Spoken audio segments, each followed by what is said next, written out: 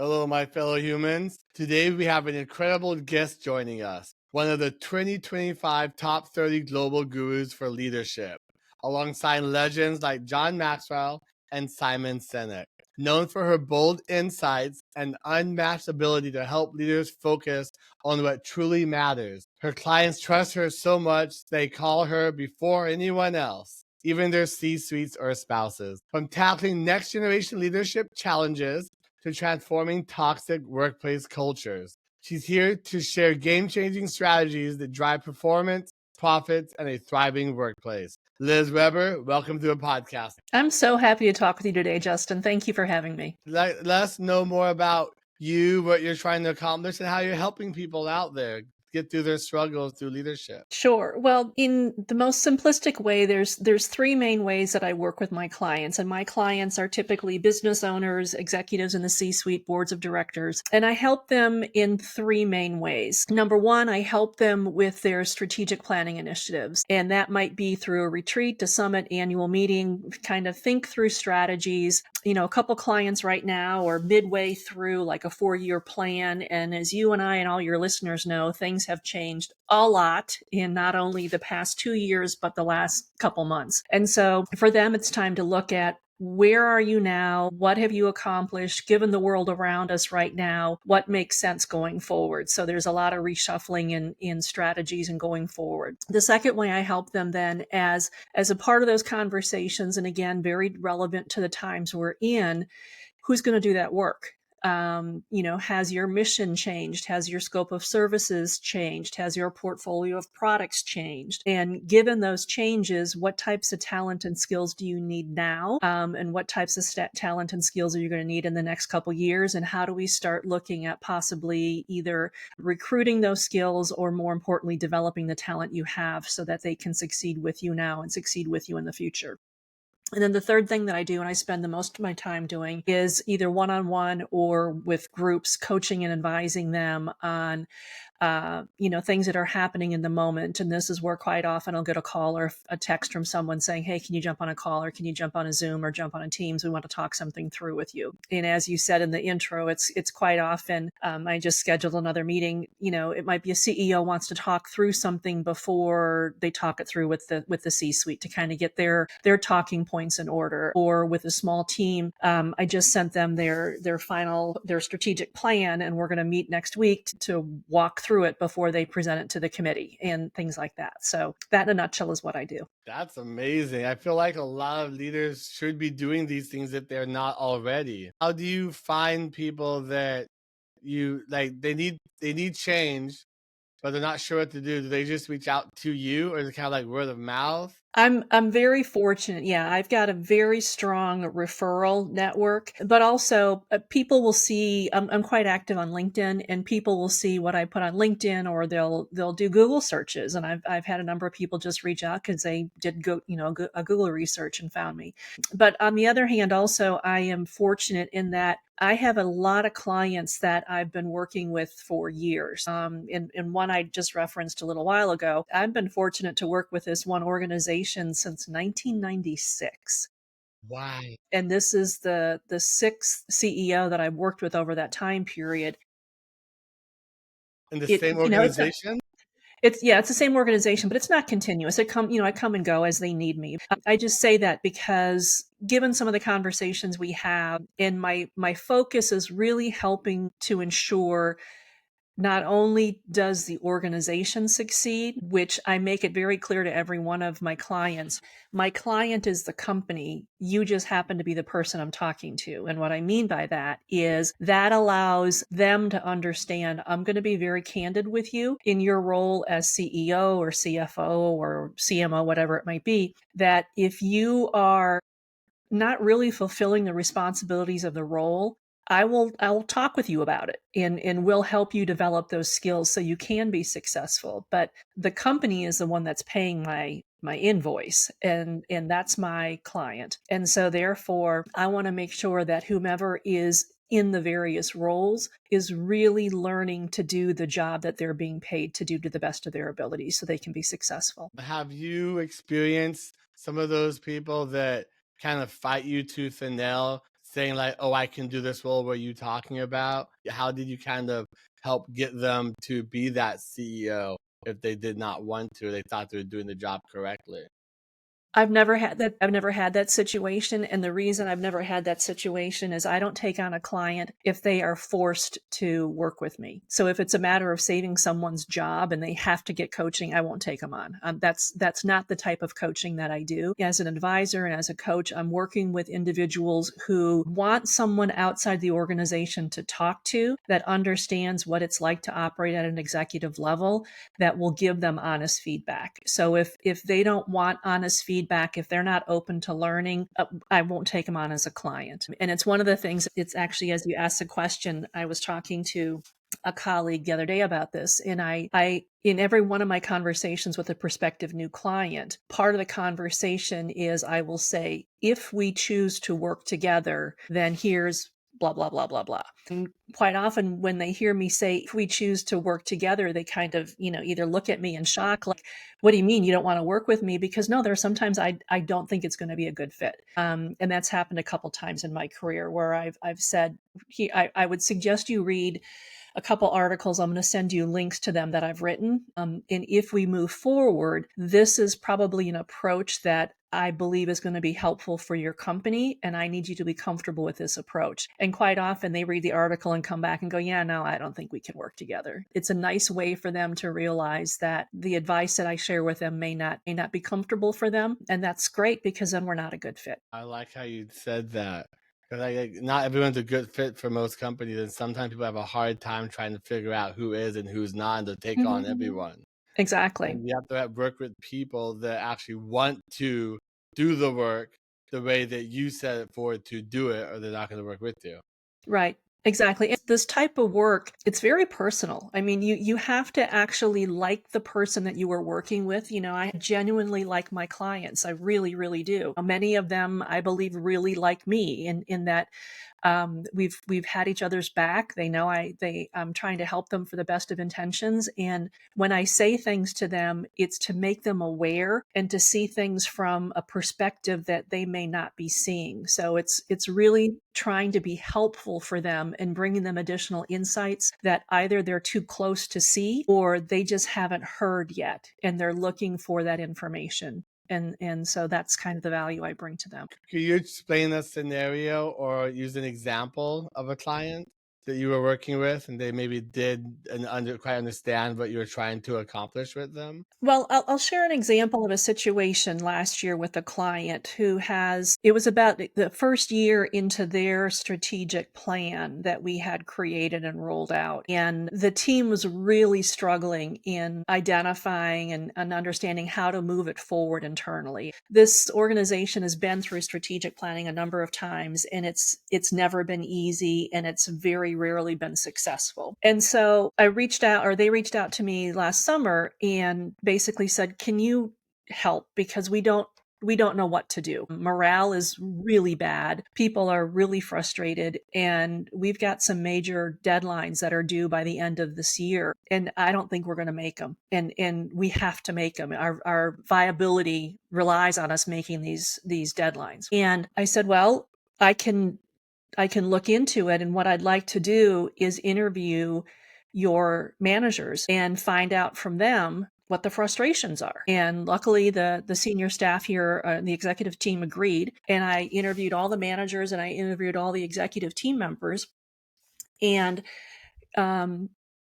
again, because I have a relationship with many of these individuals, they were really very candid with me very early into the conversations, and discovered that what they truly were looking for was clear direction out of the executive suite, out of the C-suite, of what were the priorities and what were they willing to push off to the side to give the team time to focus on the top 3 priorities that had to get done before the end of the year. And also what they were looking for was a cease and desist on the personality conflicts within the C-suite that were evident to everybody. And so it was one of these situations where I did all the interviews, I wrote up all the reports, I created spreadsheets of information that I found, and then I debriefed every member of the C-suite team and basically told them point blank, here are the challenges that your team is having, and this is all on you. And you're probably not surprised by the information, but this is salvageable. And here's how I would suggest you consider moving forward. And I laid out a couple steps for them, and they didn't, do exactly everything that I said in the way that I had advised them to. They obviously are smart men and women and made their own decisions, but I was very happy in that within 6 months, they turned it around and the things that needed to get done got done. And so it's a matter of sometimes, Justin, I think for all of us, you need somebody to kind of hold the mirror in front of your face, because quite often we each know where we can improve. But when you've got someone who has no skin in the game, can hold that mirror and say, you know what needs to be done. It's just you've been kicking the can down the road for too long now, that if you don't stop kicking it, you're going to lose your team and you're going to lose your company. When I first got into leadership and understanding, I always thought that to be a leader, you have to understand these things before they get too far gone in your company. But what I've been learning and seeing that there's a lot of toxic cultures and things that are being done that don't help the company move in the same direction at the same time. Mm-hmm. And it's Yeah, just it happens because we're dealing with people. yeah, so I'm learning we're all so different. We want to go in this direction, but we're all thinking about going that direction different ways. And we're going the same direction, but it's not like together necessarily. We're Mm-hmm. not really on the same page. Well, and that's one of the key reasons when I work with the client and we're creating their strategic plan, that we spend so much time talking about the vision and the wording of the vision, because the outcome can't be misinterpreted by anybody. The outcome needs to be the same outcome, the same vision for everybody that hears it. They need to each visualize the same thing, which starts to minimize the different ways people interpret how they're supposed to get there. So the clearer we can be, the clearer we can align actions towards outcomes. So it's interesting that you said that, because again, that clarity of communication and clarity of expectation, you and I and many of your listeners know, is fundamental to strong leaders. But it's just one of those things, again, as a leader, sometimes we think we have been so clear in communicating and others are just not picking up what we're trying to say. I feel that so much, especially in my kind of early years right now of understanding, because I don't necessarily say things in the way that people can completely understand them without clarifying it too much. Or I clarified to a point where I've almost lost what it actually meant in the first place. Yeah, it can be a challenge. Yeah. I like how you talked about vision, because I've known companies that have visions, but I feel like a lot of the CEO understands the vision, but then a lot of the people who are following him, the C-suites or the people that work for the company, they just see words on the wall or like their mission statement. They just see that, okay, cool, whatever. But from what you're saying, there's a lot of power into the vision, actually getting people on board to understand what it means. Can you kind of explain more about that power of vision? Well, I think it's power of the vision, it's power of the mission, it's power of the values. And those three components together I call the cultural framework of an organization, which again, I think now more than ever in my career, it's really important, because um, a company's culture can either attract talent or repel talent. And right now, the name of the game is who do you have on your team? Who can you get on your team? And who can you retain on your team to get things done? And underlying those three needs is your culture. So again, the vision for the company, I am very clear in working with my clients. When you think of the word vision, Justin, think of a picture, think of an image. And so the vision of your company needs to create some kind of a tangible picture in your mind's eye of what the future state is going to look like, so you can all work to create that. So something like, we will be the best provider of widgets the world has ever known. What does that look like? And that needs a lot of interpretation to make that tangible and real. And there's too many people that will interpret what that looks like. And therefore, for the best of intentions, they will guess then how they want to move forward. And based upon their interpretation, they'll make their go forward plans, So you which have to can, take that. I'm yeah, sorry. it creates silos, it creates chaos, it creates all kinds of issues. You have to take that out of it.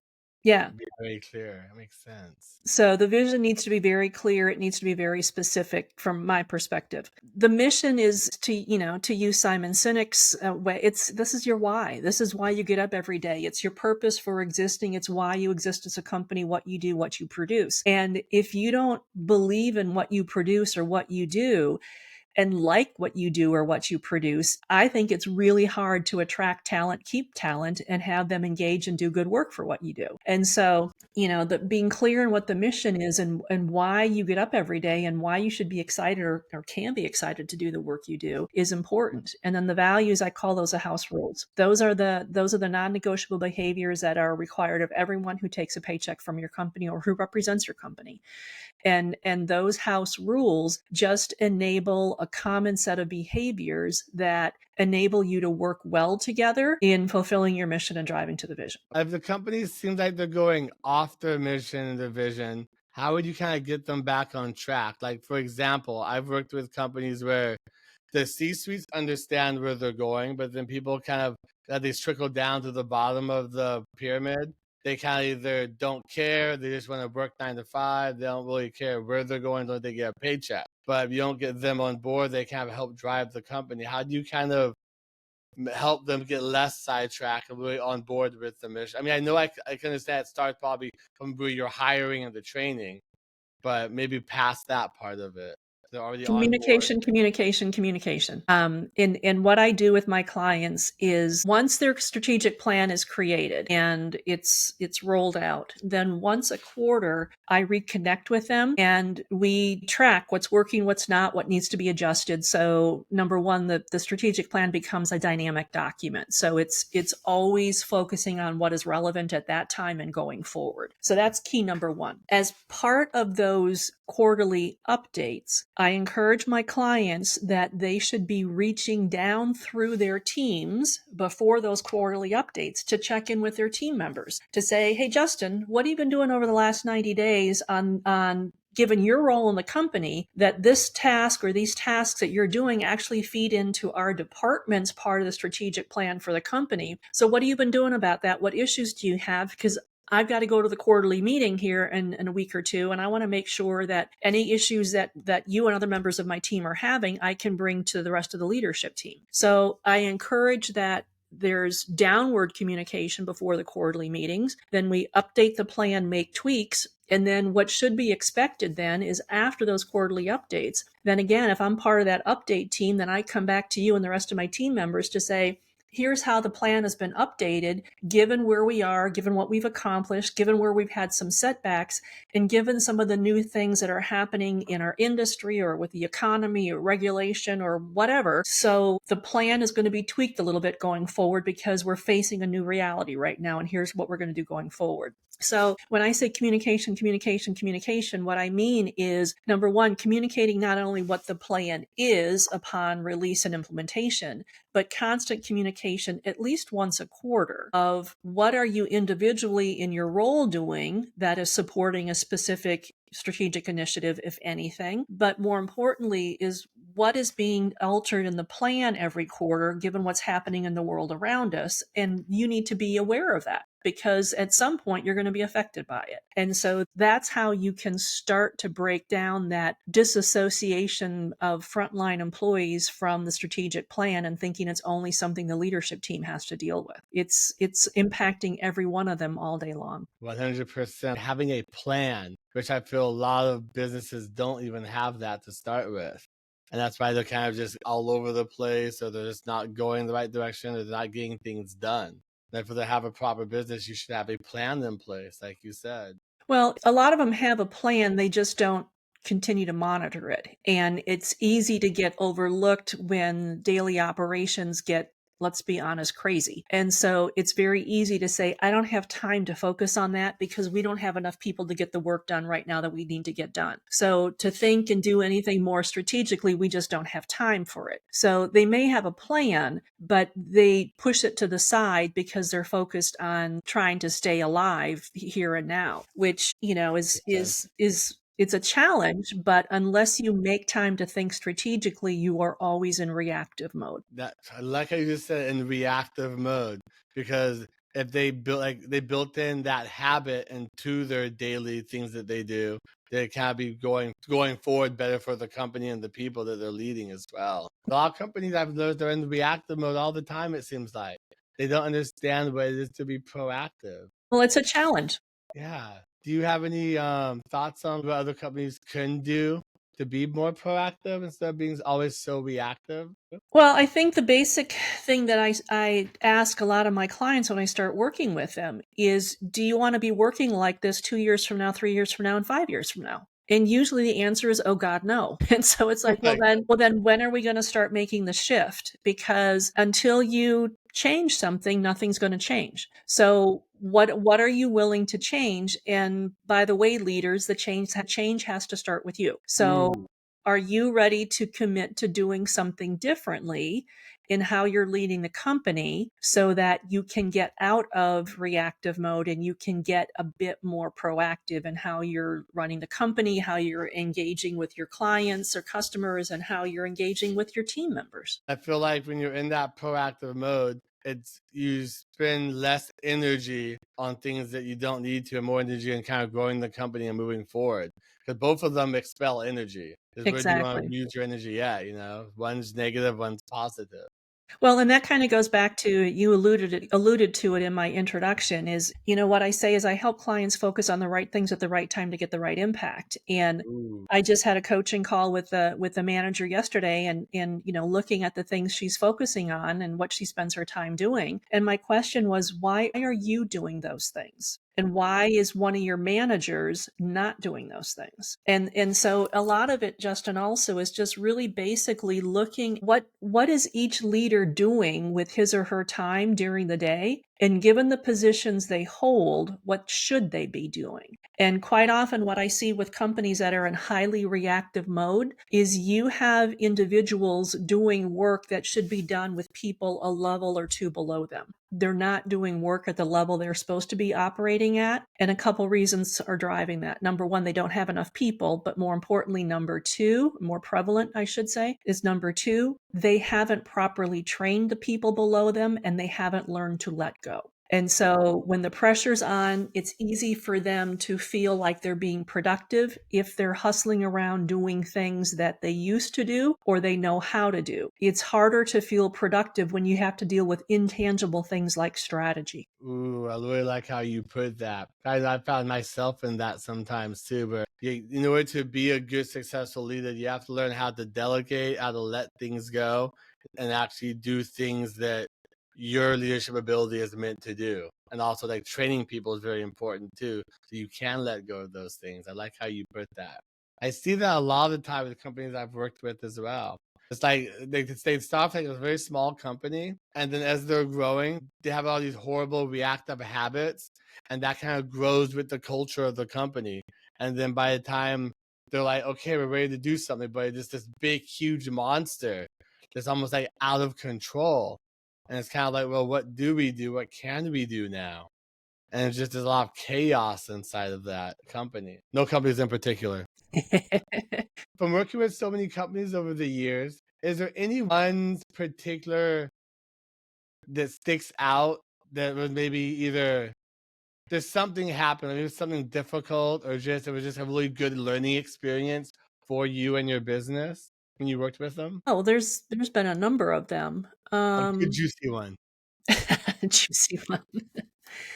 I guess the one that I just thought of immediately here is really working with the community bank, and in particular the bank president, who had been promoted into the position and was tasked with turning the bank around financially. The bank had had a CEO before that for about 30 years who had done a good job, but basically had somewhat gone on autopilot. And the bank wasn't generating the kind of revenues that it needed to allow it to do what it needed to do within the communities it served. And this new bank president, reached out because she was told by the board that in order to turn the numbers around, she should institute performance reviews and really kind of start spiking performance to get people to do the jobs that they were supposed to do. So she had heard about me and reached out and asked if I would help by doing the training on how to do performance reviews for this bank. I said, have your managers been trained before on how to do this? And she said, no. And I said, when was the last time you've done performance reviews? And she said, I don't think we've done it in like 30 years. And I said, do you have position descriptions for everybody? And she said, no. And I said, do you have a plan, a strategic plan, so people know what the bank is trying to accomplish, so they know possibly what their department is trying to accomplish, so that you can break it down to what the individuals within each department are supposed to accomplish? And she said, no. And I said, well, I'll tell you what, I can't help you, because I think it's dangerous for you to implement performance reviews without having a fundamental structure around where the board and your leadership team believe this bank needs to go. Without a plan of where it needs to go, it's pretty hard to expect managers to develop expectations for team performance or department performance without that line of sight to a plan. Without that line of sight, you are going to tee them up to make up their own goals based upon who knows what. And that's dangerous. So I would ask you to consider not moving forward with that, because I think it's dangerous for you. I think it's dangerous for your managers, and I think it's dangerous for the employees, because you're going to tank morale. Yeah, that's scary. Well, luckily she was fully in agreement, and she said I wasn't looking really at that as an ideal solution either. So long story short, she agreed. We worked with the board. The board agreed, developed a strategic plan for them, did training throughout the entire organization from the top of the hierarchy to the frontline hires, new hires, on everything from what is their new vision, mission, values, and strategic goals for the bank? What does that mean for different departments? What does that mean to you individual employees? What does that mean for customer service? What does that mean for how you treat each other? What does that mean for setting expectations? We did compensation studies. We created position descriptions for all staff, and then taught them how to do performance planning with their employees, how to provide coaching, how to set goals. And long story short, it was a process, Justin, but after 7 years on and off working with them, I was just sharing this with a colleague yesterday over lunch. I was so happy walking into the final training program with them, because when we had first started, people from the different branch locations and the headquarters office wouldn't talk to each other, even though it was the same overall organization. There were little factions and little fiefdoms within the organization. But by the time the whole project was coming to a close in this final training session, I walked into the training room, and the senior vice president of commercial lending was sitting at a table talking with a bunch of tellers, and they were tellers from all different branch locations, and they were all laughing and joking around. And the CEO was sitting at a different table and talking with people, and no one cared that the executive staff was in the office or not, or was in the room or not. And people were just mixing and mingling and talking and laughing. And they had, at that time, they had just finished 5 years of being a top 200 community bank in the United States. And so they turned things around financially, they turned things around culturally. And it was all through the power of this bank CEO and president being willing to not just accept the suggestion of the board and really look at really doing a cultural change, and really developing people up and in to make sure the bank was headed in the right direction. That's a CEO who truly lived up to his role as leadership there. Yeah, Figuring no, out, she's pretty I need to amazing. take charge. Yep. Yeah, that's Yep. profoundly amazing. Really appreciate that story. And I'm sure our audience will be like, whoa. This is kind of how you explained that, articulated that, and how you were able to work with them to get them to that point. And like you said, it sounds like so much work. So I'm curious, with all that said, if there are people out there, like say they're starting a business or they're in the position of a C-suite, and they're like, okay, I don't want to have to go through what she's just explained. Or there may be a few steps that you could they could follow to start implementing these things in their business right now to not have to go through that hell in the future. Well, I'll share a quick little tip. There is a great quote by a man by the name of Bill Markham. And he says, culture is what your stomach feels about Monday morning on Sunday night. Ooh. So I share that because if you are in a leadership position, and by hearing that quote, if you get a pit in your stomach, that should be a signal to you that there is something wrong with your organization's culture or with your relationships with team members or with colleagues. Because if you're dreading going back to work on Monday morning, on Sunday night, and you're a leader, what do some of your team members probably feel? And if they're not neutral or at least bare minimum somewhat excited, I think there's work to do.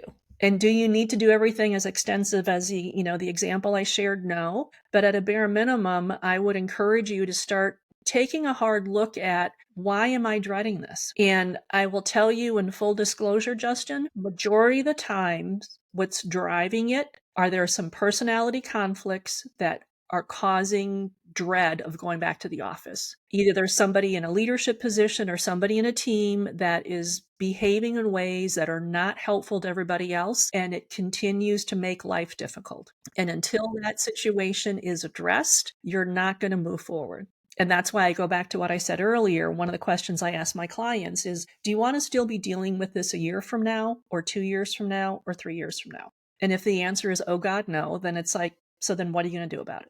When are you going to rip the Band-Aid off? Damn, thank you for sharing that. I just had like chills because I've experienced something like that in my lifetime. I'm sure other people have too. Going into work and just seeing personalities clashing, and everyone's just so scared and don't want to be there. It's a horrible, toxic environment. It'll give me the chills. Well, and that's also why I focus when I focus on my clients, and it goes back to what I said earlier. Yeah. My client is the organization, it's not the people, because that then enables me to have a conversation like I had last week with the manager who's got conflict within her team. And I said, why does your team even exist? What is the mission of your team? And we went through some specific examples, and some of the behaviors that she was demonstrating and some of her team members are demonstrating. I said, I'm an outsider, but those behaviors look like they're more focused on making a point or sticking it to one of you versus actually servicing the customers they're supposed to be servicing. So your job as the manager is to fulfill the mission. And so let's look at what you are doing every day to fulfill the mission of the work that you're there to do that justifies the paycheck you get, versus what are you doing that's intended to dig somebody else on the team to prove a point, because that's not helping your customers. I really like how you put that, because I know a lot of people in management positions, sometimes they're not sure what they're doing. They were never trained, and they don't know exactly how to handle people sometimes, or even see things clearly that what's actually going on without an outside perspective. Yeah, and I'm not trying to be harsh or mean with my clients, but I'm You really need that. candid. You need that though. I'm really candid because typically Yeah. my coaching conversations are no more than 30 minutes a month. And this particular manager, when we talked last week, she was at first really kind of flippant and not engaged. And when we started having a conversation about the mission of what you're there supposed to be doing and what is your job as a manager. And then Justin, she completely just did a 180. And she said to exactly what you were talking about. She said, Liz, I've never been trained. And she said, when I first started out, I had a horrible manager. And she shared Mm-hmm. things that this manager had done that were horrible. And so, for the best of intentions, she was doing things wrong. And she was trying to be a good manager. She just doesn't know how. And so it's a matter of, in the privacy of conversations of people outside your organization, quite often we're able to identify, why are you doing what you think is the right thing to do? Because it's actually not helping you, and it's certainly not helping your team. So how do we roll that back and actually do things that are going to help you and help your team the way you really want to help? And providing that they're coachable and perceptible to that as well. Because I've known some that just aren't. They're like, nope, I'm doing it my way. And you're like, it's not good for the company or those people that you're managing. Mm-hmm. And it's crazy. I actually see this a lot of times. I go to other companies and I talk to them. I just kind of observe how people interact with each other. I'm just like, I can point out so many different things. I'm like, this doesn't seem very healthy. And like you said, an outsider coming in, you're seeing this. You're like, ooh, I wonder what's going on even worse behind the closed doors when I'm not there. And it's Mm-hmm. just so sad. There's so many cultures like that. So people are so tired of it too.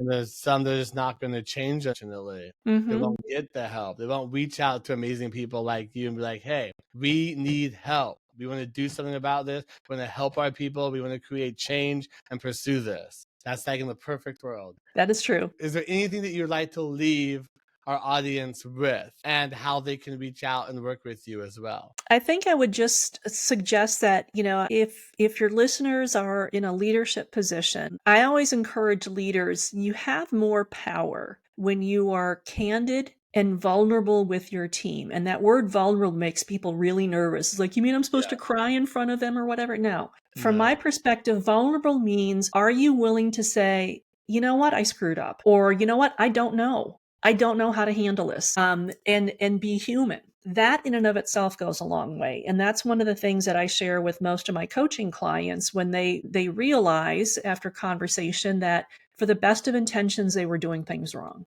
And so I encourage them to say, look, tell your team, I realized I've not been doing this right. And I apologize because by my doing X, it caused you to do Z. And that hasn't been productive for anybody. So I need to change what I'm doing. And here's what I'm going to do going forward. And here's what I ask of you going forward. Something as basic as that can reset relationships. And can start people on a new path. So I would leave that as a final thought, is it doesn't need to be a big step, but it needs to be an honest step, and it needs to be an intentional step.